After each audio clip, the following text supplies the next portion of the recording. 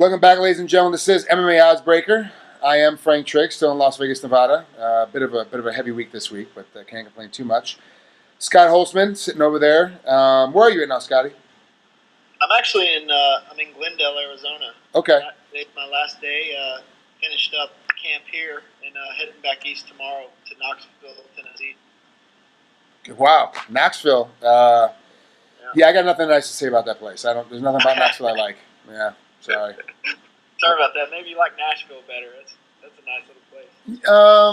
Yeah, not much on Nashville either. Like, I'm not into country music. My girl likes country music quite a bit, and she plays the game. I don't.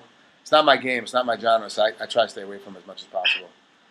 Yeah, I'm not big on it either, but Well, I guess you learn to tolerate it. Girls and rocky jeans, rocky butts drive me nuts. So I can't complain about that. I like country girls, that's for sure. But I just don't like the music. All right, you're getting ready to face John Malo in XFC 24 down there in Tampa, in Florida. Come up here in a week from tonight. Actually, is the fight. You're making weight in 6 days. How's your weight right now? It's good. It's right on schedule. Just still keeping calories a little higher for the hard training and everything like that. I have one more hard session left, and then I'll start getting into the cutting down on some things, and I'll cruise right in. I've never really had a problem making it, so I'm definitely doing well this time. Next week, Thursday, when you make weight, you wake up. What's your weight going to be like? I usually wake up about 75 or so. Okay. And I'll once my body processes some things, I'll come back down a few pounds. Right. So all right. Normally 70, 71. Break John Malo down for us. What do you see him when you watch tape on him? What do you see he's going to bring to the table? He's a tough, durable veteran. I mean, he's been in there with some high level guys, some UFC guys that are still there, guys that were there. He's been 5 rounds. He's a veteran, so he'll have that experience over me. And he's explosive, has some good submissions, and brings some interesting things to the table. So I'm definitely curious and excited and anxious to get in there and figure him out.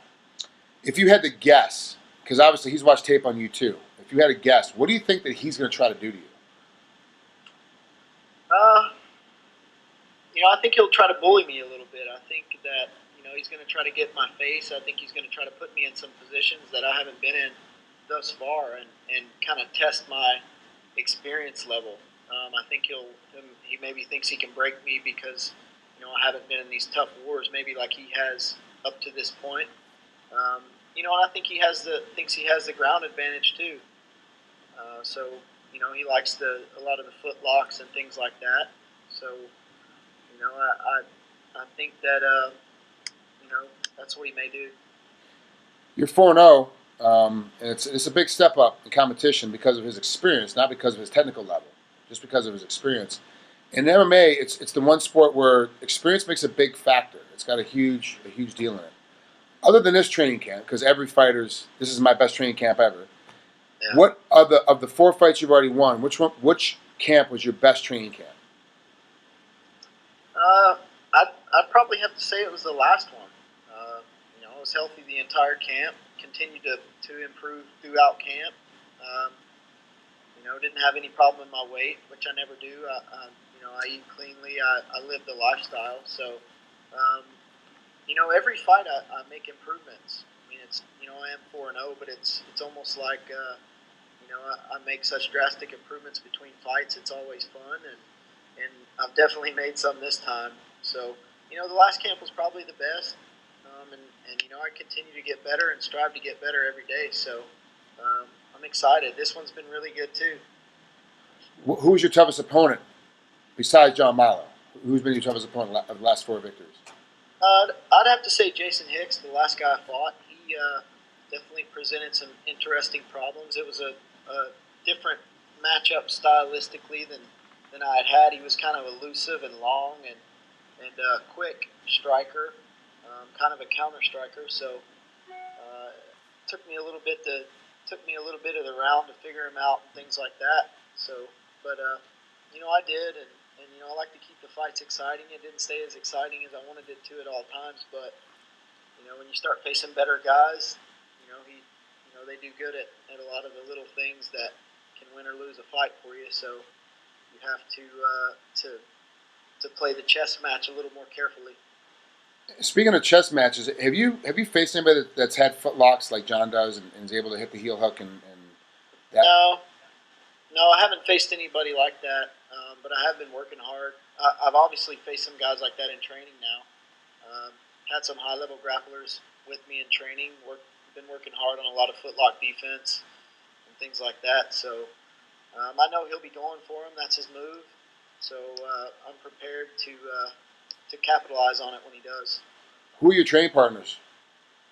Well, I'm at the MMA lab. I've been here for 6 weeks. Ben Henderson's out here. He's horrible. Yeah, yeah. Man, there's a whole list of who's who, and most of them are 55s here. Yeah. John Tuck was here. Mitch Clark, Efren Escudero, Joe Riggs, another couple Bellator guys. I mean, it's just the list goes on and on. So there was never an easy round. Yeah, there's nobody's in that whole group of guys you just named. There's not a good guy among them. Like I don't know why you were there training. Like it makes no sense. Like it's kind of silly. The training partners you've had, how much of a difference does it make having great training partners like that, where you're kind of always under the fire all the time? Does that make you a better fighter, you think, or does it really make practice long and hard?